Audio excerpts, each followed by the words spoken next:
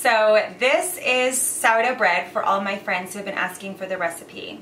I'm Jenny and I cook in such a way that the digestive tract is happy, and this bread recipe is about 4 ingredients.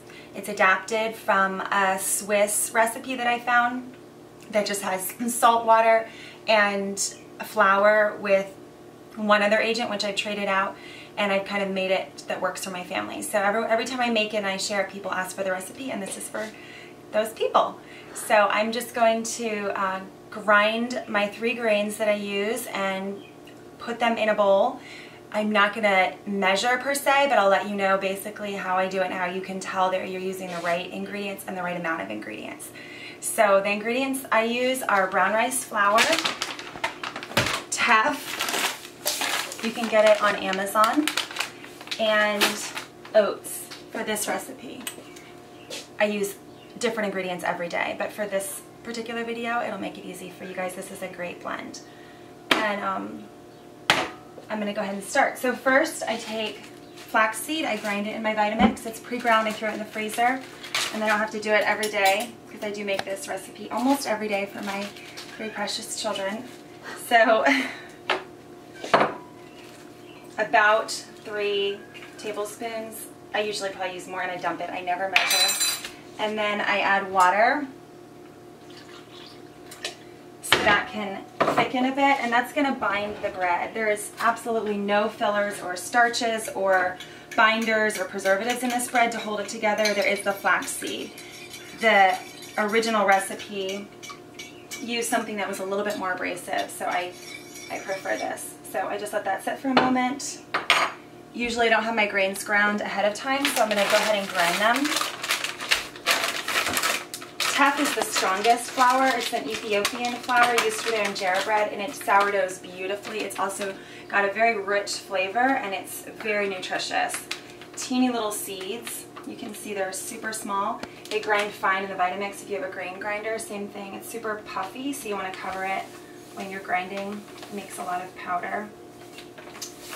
And you need the least amount of teff, as in all of the other grains, because it is pretty dense and pretty heavy, and it has a little flavor, goes a long way. So I'm just going to latch this on and grind.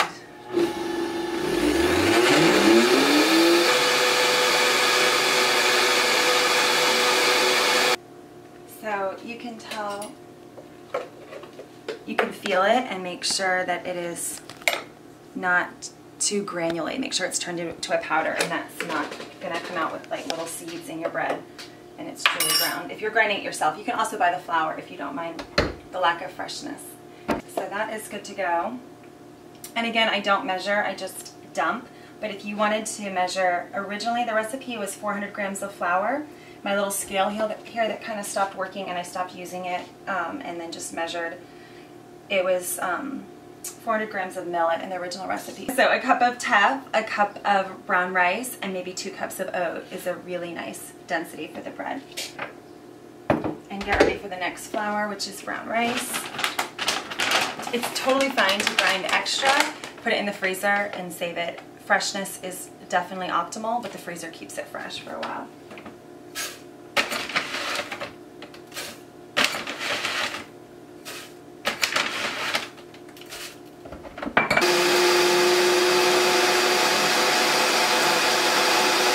Make sure there's no pieces of rice. Like, make sure your grain is completely ground up and in a bowl. Just check it. I've never had a problem. Recently, this new Vitamix, occasionally there's a piece I have to stir it and grind it again. So again, I'm just going to dump in equal parts to the teff that I just did. And the reason it just doesn't matter is you're just using water till the texture is correct. And it depends on the size of your pan, how much bread you're baking. You could bake a tiny little loaf. 1 part brown rice, 1 part teff, and 2 parts oat is a great way to do it, as opposed to trying to get the measurements just right. And lastly, oat, which grinds in a complete jiffy. Almost don't even have to grind it. No sweat with the oat. So then, the amount of oat that I did, I'm going to pull out some of this flour. Okay, so here's my oat, and I'm going to go ahead and dump all of that. And the original recipe was about 400 grams. of flour and about 8 grams of salt. And I just found this, you almost can't have too much salt. The density of the bread really absorbs the salt. The salt flavor tastes amazing. So I think the original recipe might have been close to a teaspoon. I find I use more like a tablespoon. I just dump it in. I don't measure. But for the video, I'm using a little less than a tablespoon. And then I add my most important ingredient, which is my sourdough. This could be another video. Basically, it's brown rice, equal parts water, equal parts brown rice. It has to sit for about 8 hours, and then you add more equal part brown rice and flour. I use half a cup of flour, half a cup of water. And once it's bubbly, is that coming up? It's making these little bubbles, and it's really ready. That's prime for making bread. This is what's going to permeate all of the other ingredients and create a rising. There's no yeast in this bread, so the natural yeast is the fermentation of the sourdough. This is brown rice flour. I only ever use brown rice flour just because I saw it recommended. I haven't experimented with other sourdough starters.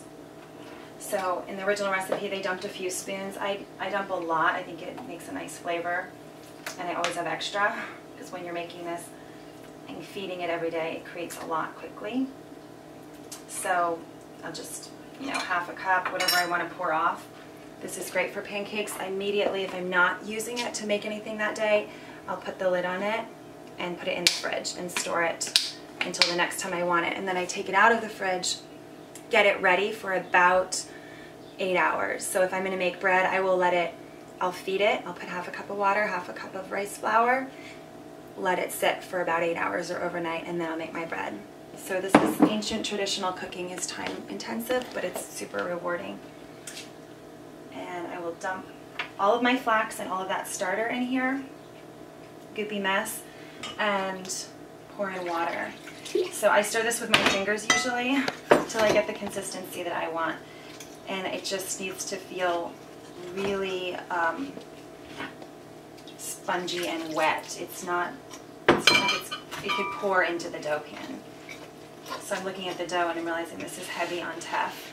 You can see the darkness of it. It would be fine if you had no teff, but I feel like it gives it a great consistency and holds it together. So a little bit more water. So the consistency you're looking for once it's completely mixed in, you want to make sure that the flax seed is completely absorbed into the water. If you just let it sit for a minute, it will then absorb all the water in the dough and you'll have dry dough.